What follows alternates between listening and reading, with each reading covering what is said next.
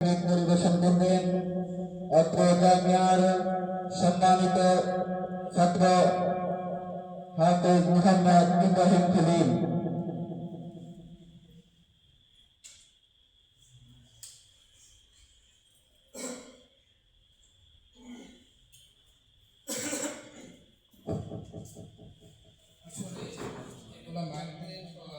তেমন বেশি ভালো সঙ্গীত বলা যায় না।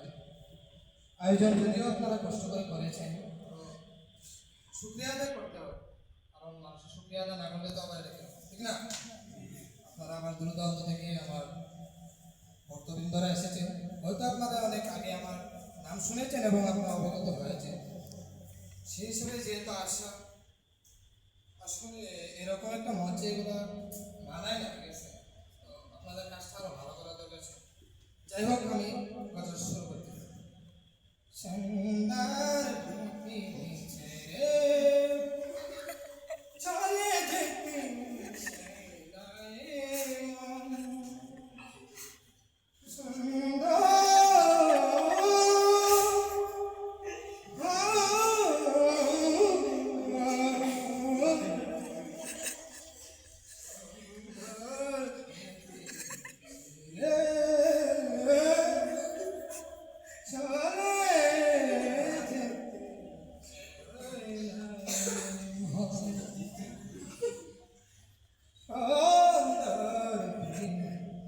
ছেড়ে চলে যেতে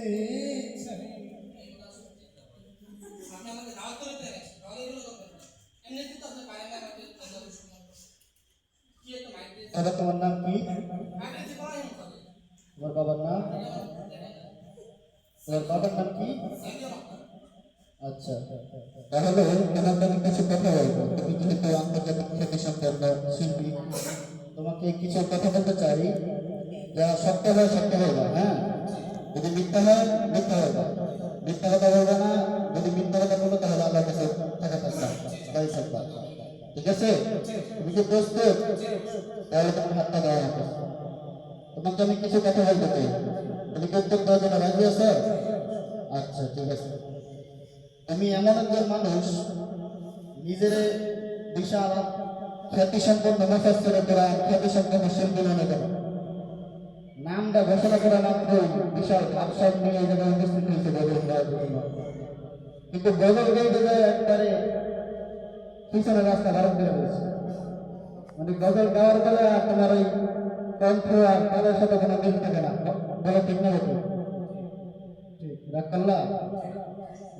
আচ্ছা, আমার ওস্তাদের শিক্ষা হচ্ছে কারো কাছ থেকে কিছু চাওয়া নেওয়া নিষেধ। যদি কেউ খুশি হয়ে দান করে তাহলে সেটা নেবে। এখন আমি তোমার কাছে কিছু চাইব না। তুমি যদি এখন খুশি হয়ে আমার 1000 টাকা দাও তাহলে আমি নিতে পারি।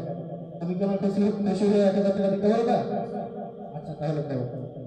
আচ্ছা, ঠিক আছে, দেওয়া দরকার নাই। আমার তোমার মন পরীক্ষা করছিল। মার্শাল্লাহ, তোমার মন অনেক ভালো। তুমি কি রাগ করলা? দেশ বিদেশে করো, ঠিক আছে? এজন্য তোমার মন অনেক ভালো, মার্শাল্লাহ। তুমি কি রাগ করলা? আচ্ছা, তোমার টাকা তো নেবো না, কিন্তু তোমার মানি ব্যাগটা আমি নিতে চাই। তুমি কি তোমার মানি ব্যাগটা দিতে প্রস্তুত? যদি মানি ব্যাগ দিতে চাও তাহলে এখানে রাখো।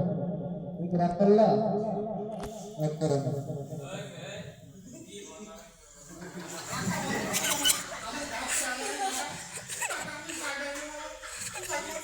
কথা জিজ্ঞাসা আমার সাথে আমার কিছু কথা, চাচার সাথে আমার কিছু কথা চাচাকে জিজ্ঞাসা সময় নাই, কিছু সময় দিতে হবে। কথাগুলো শোনেন, কিছু কথা বলি, যদি সত্য হয় সত্য বলবেন, মিথ্যা হলে মিথ্যা বলবেন, ঠিক আছে? মিথ্যা বলবেন না কিছু, আল্লাহর কাছে দায়ী থাকবেন। আপনি মানুষটা খুবই ভালো মানুষ, বুঝছেন? কারো বিপদ আপদ শুনলে দৌড়ে আসে, ঠিক না? যখন আপনার বিপদ শেষ হয়ে যায় তখন আপনার আর কেউ দাম দেয় না, বলেন ঠিক না? ঠিক ঠিক। আপনি আপনার ভাতিজার জন্য দৌড়ে আসছেন, কিন্তু আপনার ভাতিজা দেশ বিদেশের প্রোগ্রামে যায়, কিন্তু আপনার লগে করে নেয় না। এই কামটা কেমন ঠিক? কামটা কি ঠিক করতেছে? উচিত ছিল কি আপনার লগে লয়ে যাওয়া, ঠিক না? ঠিক। আপনি কি রাগ করবেন? আপনার ভাতিজা কিন্তু মোটেও ভালো মানুষ না। আমি যেটা বলতেছি কথা শোনেন, আমার বিরুদ্ধে অ্যাকশন না নিয়ে আপনি জোরে বলেন সুবহানাল্লাহ। ধরে বলেন আলহামদুলিল্লাহ। এই যে সুবহানাল্লাহ আলহামদুলিল্লাহ বললেন, লাভ না ক্ষতি হয়েছে? লাভ হয়েছে, অবশ্যই লাভ হয়েছে। এই জন্য আপনার এই যে প্রতি পদক্ষেপে এটা বলে লাভ হয়েছে না? অবশ্যই লাভ হয়েছে। সম্মানিত সুধী মণ্ডলী, আপনি তো রাগ করেন না, ঠিক না? রাগ করেন না। আমাদের আজকের এই আয়োজনের মূল উদ্দেশ্য হচ্ছে বর্তমান সময়ে কিছু প্রতারক, ধান্দাবাজ, গণক বের হয়েছে, বুঝছেন? মূলত কিছুই গণনা করতে পারে না। কি করে মানুষের হৃদয়ের মধ্যে এমন কিছু কথা বলে যাতে করে মানুষকে ধান্দায় ফেলানো যায়।